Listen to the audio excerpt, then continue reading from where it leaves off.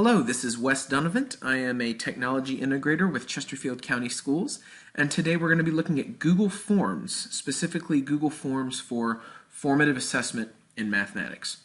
So how do we open up a new form? How do we get to this screen with a nice blank form to start with? If you are in your Google Drive, you can go to New, and Google Forms is listed under the More option. So just click on Forms, and it'll load for you a nice blank form from which to begin. So let's create a quiz. I'm going to create a warm-up quiz for my geometry students about conditional statements. And so I can give my form a title, and if I click on the file name, this is what you'll see in Drive. So if you were to open up your Google Drive, all you would see is an untitled form. If I just click on that, it will duplicate my title and give my file the same title as the form itself. Just a few other items of note across the top. The color palette right here will let you change the background color of your form. You can also choose to use this button here to upload a background image of your choosing from your hard drive. So whatever color you click on or the image will be your background image. And then clicking on the eye will show you your form as it appears to someone who is filling out your form. And you can always click on the pencil button to get back to the editing page for the form. And that's really what a form is. It is an electronic form that people go in and fill out. So the heart of any form is what information do we ask for from the user. We get that information by asking our user questions. So you'll notice that Google Forms gives us one untitled question to start with. So let's ask our students about the converse from the conditional statements unit. So let's ask, what is the converse of the statement, if it is raining, then the game will be canceled? Okay, so that's where you type in the question, and then of course right below it, here are all of the answer choices. So let's put in the correct answer first. We're going to swap the conclusion and the hypothesis. That is how we get the converse of a statement. So if the game is canceled, then it is raining. And just so our students know the difference between the converse and the inverse, let's add another option. Just click on Add Option, and I'm going to add in the inverse. So if it is not raining, negating both the hypothesis and the conclusion, then the game will not be canceled. Okay, so I can add more options. I just keep clicking Add Option if I need to add more options. Okay, notice I can click and drag the order of my options. Okay, if I feel like changing the order. And then also notice that as I'm hovering over my answer choices, this little image sign is popping up. You can make either a question or an answer. You can make them images. So you can have images as your answer choices, and you can certainly add an image in addition to your question or as part of a question, either way. So a nifty little feature with Google Forms is images you can put pretty much anywhere. So you'll notice this is a multiple choice question. Okay, we have lots and lots of question types to choose from in Forms. Some of the most frequently used ones will be your multiple choice, your short answer in your paragraph, which is just free text. Students respond however they will. Checkboxes are great for TEI type questions, check all that apply kind of questions. They will let you actually check for more than one correct answer.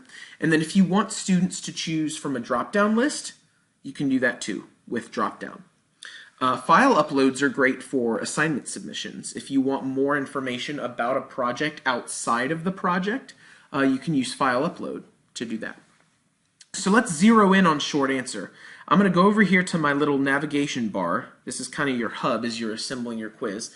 I'm going to add a new question, and I'm going to change the type for that question to short answer. So let's have a student produced question here. I'm going to ask the student to give the contrapositive of the statement.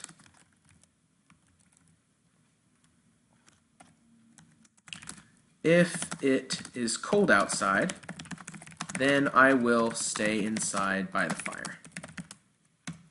Okay, and then the student can just type in their answer right there. A couple of other features you'll notice on the question panel. You can duplicate a question by clicking the dual pane icon right there.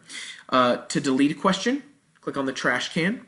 Just like you can reorder answer choices with the 2 rows of 3 dots that show up, the 2 rows of 3 dots will show up horizontally at the tops of questions, and you can just click and drag the questions and reorder them how you please. So it's a really intuitive way just to organize your Google form however you like. A few other things on the main navigation panel here. If you just want to add some information to your form, not necessarily a question, you can add a title and description. You actually don't have to fill out both, okay? You can just put in a title if you want. If you want to denote a new part of the form page, you can do that. You can put in a description here, but you don't have to. It's not a question, so no student response required. And then to embed an image or a video, you can use the Add Image or Add Video buttons right there, and just make sure you cite your sources when you do that. If you'd like to add a brand new section to your form, just click on the New Section button. That's the last button down here. And you'll notice it breaks the form into 2 different sections, so when you go to actually fill this form out, it will show up as 2 different pages. There will be a button at the bottom of this page that says go to next page, and it will take you to the next page once you're done completing the first page. This little row here, continue to next section, you can actually do what's called branching your form, which is to say you can send users to different parts of your form based on the responses for some of the questions. That's great for remediation. Depending on whether the student gets a question right or wrong, you can send him or her to different parts of the form for further review. It's kind of an advanced feature, so we're not going to go into it here, but it's a terrific feature for review and differentiated remediation. All right, so let's say we've finished assembling our form and we're ready for students to take our quiz. We're ready for students to fill out our form.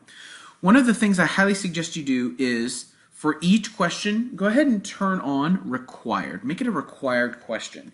It's easy for students to miss questions, to accidentally skip questions, and with this feature, it won't allow them to submit the form if they have questions that are left unanswered.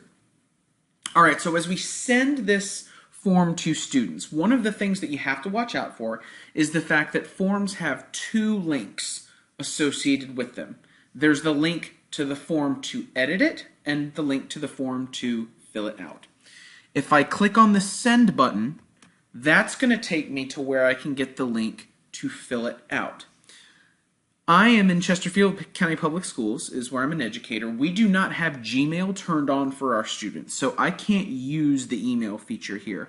You might be in a district that has that turned on, in which case that might be a little easier for you. But I need a link, so I click on this little link button, and here is the link. If I paste this URL, which I can shorten, into my web browser, I'll do it right now, I'm going to get a screen that lets me fill out the form. Okay, notice I have edit rights to the form, so the pencil pops up in the corner. But here I can actually fill out the form. I'm not actually going to type out the contrapositive. So you'll notice we made another section, so when I hit next, here's the untitled section that we didn't put anything in, and then I just hit submit. And it tells me my response has been recorded, and I can submit another response. Which is a great segue into the next thing. Submit another response. We probably want to turn that off if this is a formative assessment. So if I go back to our form edit screen, I can use the settings gear up here, and I can limit it to 1 response. I would encourage you to poke around in the settings. There's a lot of good stuff in here, especially the quizzes tab, which is the self-grading feature in Google Forms. Okay, it's a little bit in-depth, so we won't cover it here, but it's a great thing for multiple choice questions and checkbox questions, which will self-grade. Okay, so now, notice when I came back to the edit screen, this is the last thing, responses. I now have a gray number 1 next to it because I filled out the form. So I can click over here and I can see the responses, and you'll notice it will show a little graph for the questions that have the different answers, and it'll show me the percentage of students that selected each choice for multiple choice questions, and then it'll list the responses for the free response questions.